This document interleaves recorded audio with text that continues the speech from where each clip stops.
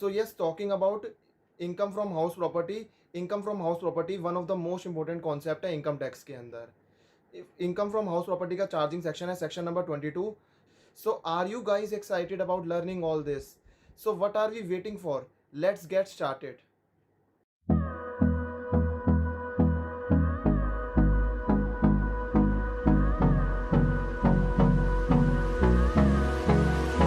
So hello everyone, I hope you all are doing good. Concept समझते हैं हम, vacancy का कॉन्सेप्ट जो है वो समझते हैं.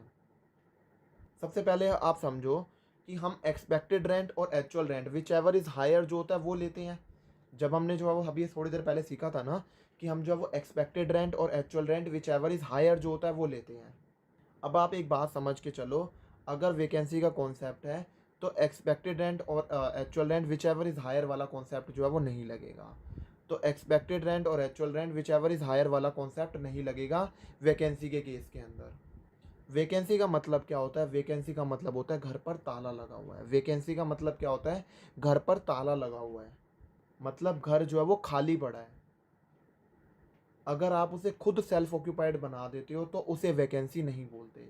अगर आप उसे खुद सेल्फ ऑक्यूपाइड बना देते हो तो उसे वैकेंसी नहीं बोला जाता. वैकेंसी उसी को बोलेंगे अगर घर पर ताला लगा हुआ है.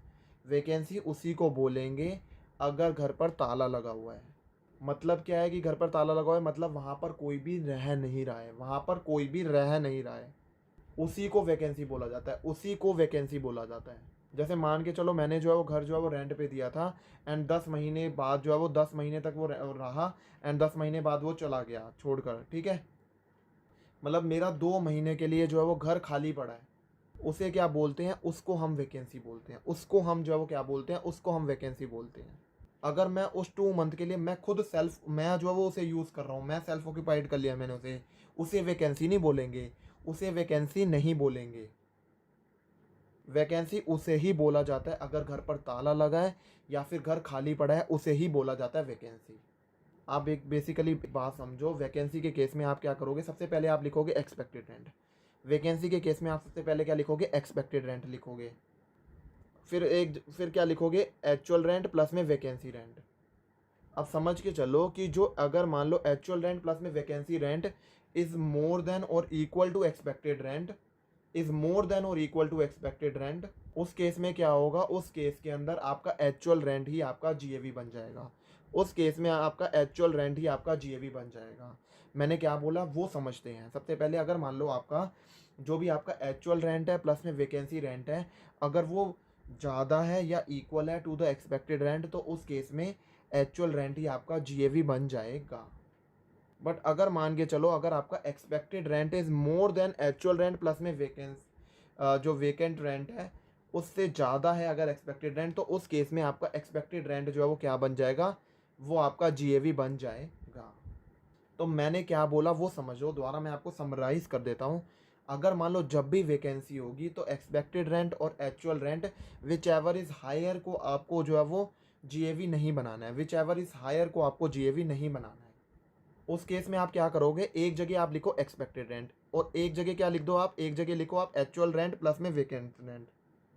अगर जो आपका एक्चुअल रेंट प्लस में वेकेंट रेंट है अगर वो ज़्यादा है या फिर जो वो इक्वल है एक्सपेक्टेड रेंट के, तो उस केस में जो आपका एक्चुअल रेंट है वही आपका जीएवी बन जाएगा. एंड अगर मान लो आपका एक्सपेक्टेड रेंट ज़्यादा है एक्चुअल रेंट प्लस में वेकेंट रेंट थे, तो उस केस में आपका एक्सपेक्टेड रेंट जो है वो आपका जीएवी बनेगा. अब देखो हम जो है कुछ एग्जांपल समझ लेते हैं. जैसे अगर मान लो मंथली रेंट था 20,000 रुपये पर मंथ, एक्सपेक्टेड रेंट जो है वो क्या है? 1,92,000. वैकेंसी कितने महीने की है? 3 महीने की है. तो हम जो है वो वही फॉर्मूला लगाएंगे. एक जगह हम एक्सपेक्टेड रेंट लिख देंगे 1,92,000, एक जगह मैंने एक्चुअल रेंट लिख दिया और एक जगह मैंने वेकेंट रेंट लिख दिया. अब मेरा जो है वो एक्चुअल रेंट कितना है? 20,000 और जो है वो 3 महीने की वैकेंसी है तो मतलब 9 महीने का हमारा एक्चुअल रेंट हुआ. तो 20,000 इंटू में 9, 1,80,000 हो गया मेरा एक्चुअल रेंट. और मेरा वेकेंट रेंट कितना हो गया? 3 महीने का, तो 60,000. तो ये इन दोनों का टोटल कितना है? 2,40,000. क्या ये 2,40,000 कम है या ज़्यादा है? 1,92,000 से तो ज़्यादा है. तो इस केस में जो हमारा एक्चुअल रेंट है वही हमारा जीएवी बन जाएगा. अगर मान लो एक और एग्जांपल जो है वो लेकर चलते हैं. अगर मान लो मेरा मंथली रेंट है 3,000 पर मंथ, मेरा एक्सपेक्टेड रेंट है मेरा 1,95,000. वैकेंसी जो है वो 2 महीने की हो जाती है. वही जो है वो लगाएंगे। एक जगह आप एक्सपेक्टेड रेंट लिख दो, आप दूसरी जगह आप एक्चुअल रेंट प्लस में वेकेंट रेंट लिखो। एक्चुअल रेंट जो है वो क्या है, एक्चुअल रेंट मतलब आपका 2 महीने खाली पड़ा था, तो मतलब 10 महीने जो है वो पूरा भरा हुआ था, तो आपको रेंट कितना मिला है, 10 महीने का मिला है। तो आपका एक्चुअल रेंट जो है वो कितना हो गया, 3000 इंटू में 10 30,000। और वेकेंट रेंट जो है कितना हो गया, 2 महीने का, मतलब 3000 इंटू में 2 6000। अभी 36,000 जो है वो इससे कम है या ज़्यादा है, वो जो है वो कम है, और ये चीज़ ज़्यादा है 1,95,000 36,000 से। तो इस केस में ये जो 1,95,000 मतलब ये जो एक्सपेक्टेड रेंट है, यही आपका क्या बन जाएगा, GAV बन जाएगा। इस केस में यही आपका GAV बन जाएगा। अब एक और एग्जांपल जो है वो मैं लेके हम चलते हैं। अगर मान लो एक्सपेक्टेड रेंट है आपका 3 लाख, मंथली रेंट है आपका 25,000 पर मंथ, वैकेंसी जो है वो हो जाती है 3 महीने की। तो वही है, अब हम एक्सपेक्टेड रेंट यहाँ पे एक जगह एक्सपेक्टेड रेंट लिख लो और एक जगह आप एक्चुअल रेंट प्लस में वेकेंट रेंट लिख लो। आपका एक्सपेक्टेड रेंट जो है वो कितना है, 3 लाख है, लिख दिया।